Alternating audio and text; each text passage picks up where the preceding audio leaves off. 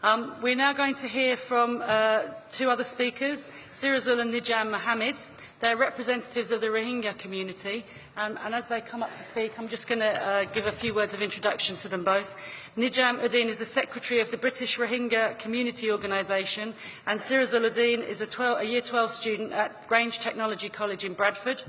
Nijam was amongst the many Rohingya driven out of Burma in an earlier wave of persecution and forced to live in the camp at Cox's Bazar in Bangladesh.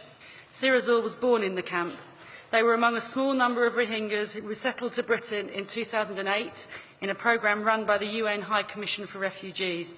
They have helped to found and run the British Rohingya community to campaign for the right of Rohingyas to return to Burma with full civil rights in that country, to collect aid for the families in the camps and to support the community here in Britain. You are very, very welcome. Thank you for coming.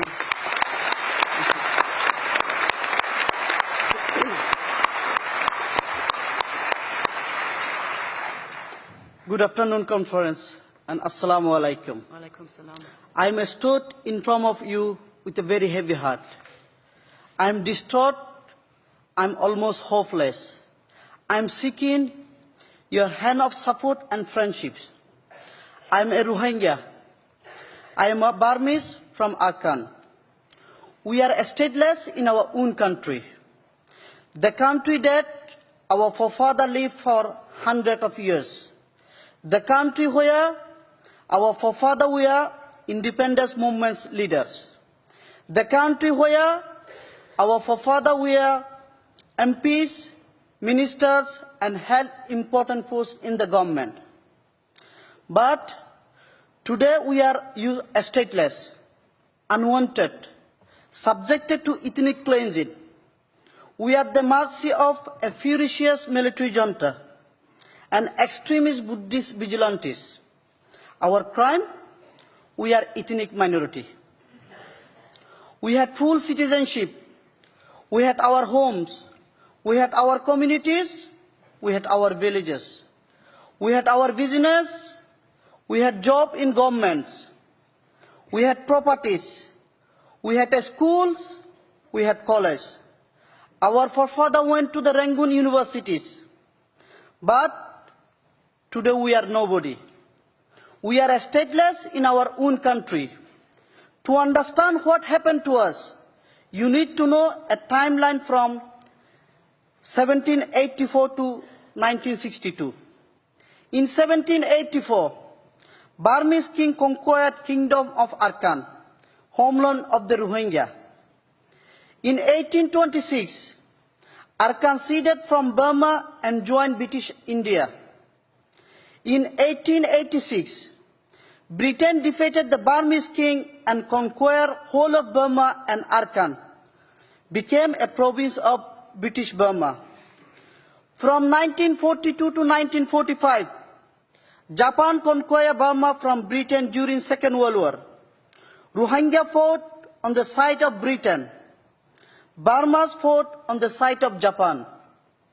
Burmese army known as Temodo was formed by the Japanese. In 1948, Burma given independence by the Britain with a clear pledge that all ethnic communities living in Burma in 1948 will be full citizens of Burma. In 1962, the Temodo dominated by Burma. Burmese took power via a military coup, and our misery started. Temodo hated us. Temodo supported the Japanese Imperial Army during the Second World War, and with the Arakanese Burmese supported Britain and the Allied forces during the Second World War. That is our crime. As soon as the military took the power, they started persecuting us because of our rule in the Second World War. In 1982, our Burmese citizenship was cancelled. We protested. We appealed to the world, but no response. Even Britain had a responsibility for us, as the colonial master did not speak out. What does it mean to be a statelessness? In our own country, we cannot own any property or business. In our own country, We cannot travel freely. We cannot attend a state school or universities. We cannot marry without prior permission. We cannot have more than 2 children. We cannot take any legal actions against the state or the military if even they commit criminal acts. We can only live in areas designated for us by the military. We are Rohingya, we are Burmese. We supported Aung San Suu Kyi when she fought for democracy. We knew only a democratic government will look after all the people of Burma, not the military. We supported National League for Democracy, NLD, which is Aung San Suu Kyi's party. In 1991 election, she got a landslide in Rakhine State, but she was not allowed to form a government, and she was put under house arrest. We campaigned for her release. Now she is free. Is the first state councillor of Myanmar. But today she remained quiet while Rohingya villages are being burned down, while Rohingya children are being killed, while Rohingya women are being raped, while unarmed Rohingyas are being shot down like animals, while thousands of Rohingya are fleeing from their homeland because of terror and persecution.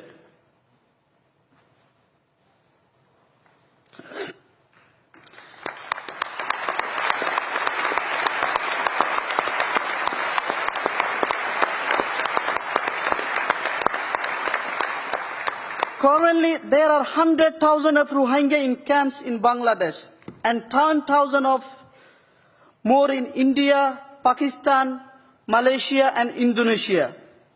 We are weeks away from the beginning of the monsoon season in Bangladesh. It needs only a mudslide or the spreading of a single disease for my people to die in thousands in a matter of days. The genocide, combined with the position of my people in the world, is the reason why the United Nations has declared us the world's most persecuted people in the world. That is why we are the people considered to be most likely to become extinct. We have come here to tell you a little bit of our history, of who we are and what is happening to us. We have come because the Myanmar government is denial of their own actions. The Myanmar media, like their government, does not even recognize my people. We have come to this country 10 years ago. We are finally finding our voice, finally finding our strength after being refugee and stateless for so long. This is not our country. We are in a better state. We have come here to talk to you because you are the educator of this country. You have a strong voice and you have the power. The power to make a better world for our global community. We asked many people to help us. Only a few people came forward. Some work in the local council and some are from our local community in Bradford. But there are some people who not only welcome us, but who have come to us and have given us help and support. They have given us direction and strength and hope. And above all, they have given us friendship. These are all the teachers of the national education unions. That is why we have come to your conference, to speak to our friends, the ones with a voice for hopes. Please continue to support the world's most persecuted people of Rohingya. Thank you very much. Now I would like Brother to speak.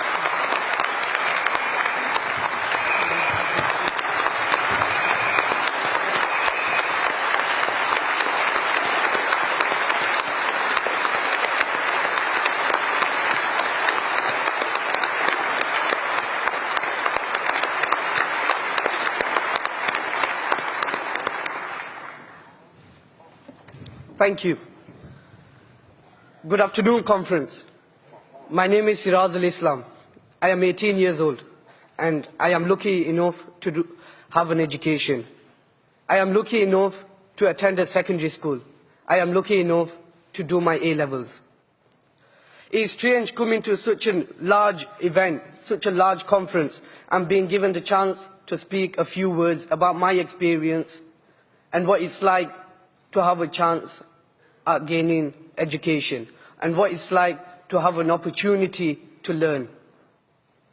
I just realized you're all teachers, so it makes me even more nervous.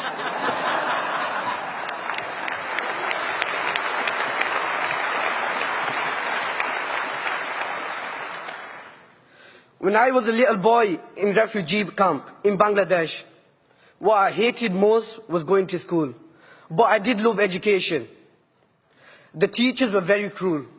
We had to sit on the floor, which was very cold, chant loudly, and had very few books and resources. This all changed. My parents and I came to the UK in 2009. I was 8 years old then. We were given a nice place to live in. We were given shelter. We were given food. We were given our basic human rights. And people from the council helped us settle in. And then, when I went to school, I saw what education should be like. It was an eye-opener. A brand new school with only 30 students in a class instead of 60 or 70 or 90. I liked it. In fact, I loved it. And everyone had chairs to sit on, and the teachers were very kind. The teachers were helpful. They understood my situation. And I believe one of my first and favorite teacher, Mr. Narayan, lays in the crowd somewhere. There.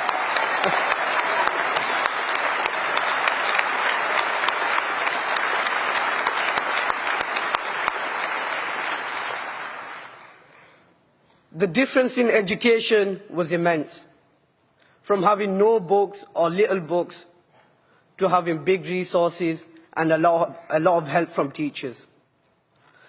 But I was lost. I could not understand anyone. I could not verbally communicate. However, I managed to gather the courage to overcome this barrier and made good friends in school. The teachers were very supportive. I now love school and education. I am doing A-level history, English, and sociology. I have passed all my subjects with A stars in English and 4 other subjects.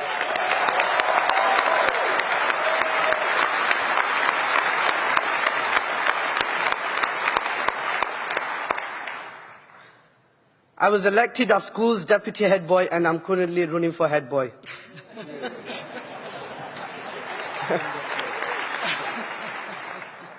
And to relish this opportunity of education, I want to study law at university and become a human rights specialist.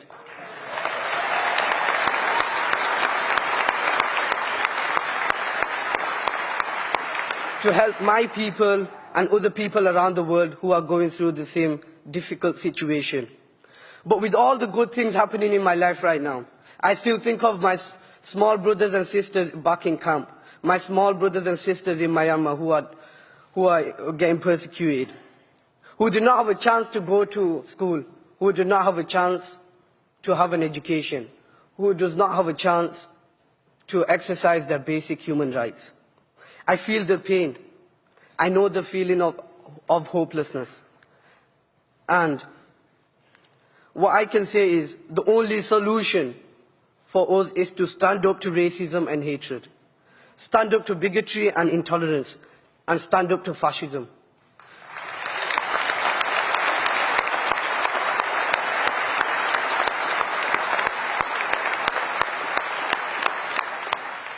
We as a community 50, 60 years ago promised as humans that we will never let a genocide happen again. We stopped apartheid in South Africa, and I hope we should stop apartheid in Burma.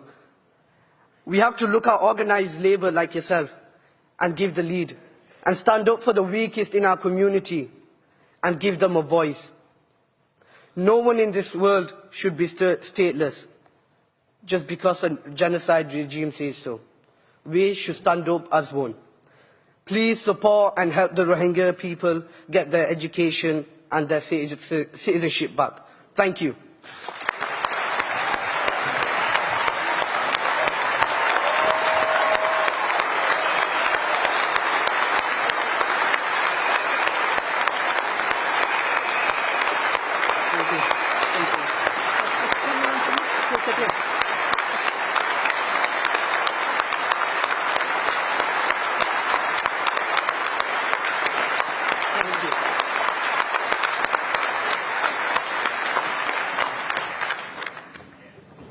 Well, you said you'd found your voices. You certainly have found your voices, and you certainly found a lot of people, you know, absolutely delighted to hear you speak today. I think if we had a vote in your election, Cyril, you would be head boy tomorrow. So if there's any way we can get a vote, that would be great.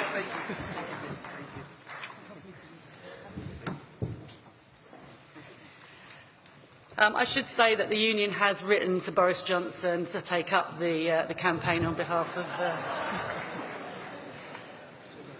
the Rohingya, and I think it's certainly a campaign we will be doing more on. And you say that you were standing here in front of teachers, but I think actually today you were teaching us, so thank you very much for coming here today.